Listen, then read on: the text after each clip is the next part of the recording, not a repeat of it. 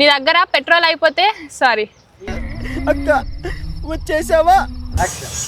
నీ దగ్గర పెట్రోల్ అయిపోతుంది. నీ బండ్లో పెట్రోల్ అయిపోతుందేమో. నా దగ్గర ఏముంది అయిపోయి. ఎదవ ఎట్టకారాలు వద్దు.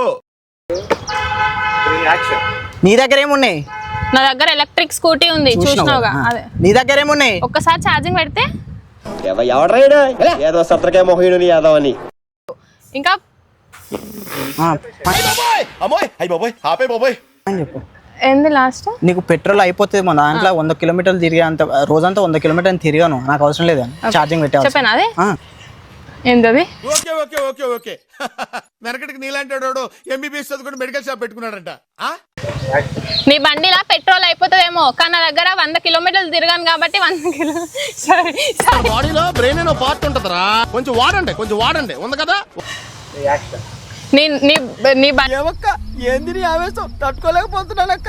40 కిలోమీటర్లు రెడీ. నీ బండిలో 40 కిలోమీటర్లు తిరగాలి, పెట్రోల్ అయిపోతుందేమో, కానీ నా బండిలో 40 కిలోమీటర్లు తిరిగినా ఇంకా 60 కిలోమీటర్లు ఛార్జింగ్ ఉంటుంది తిరగడానికి.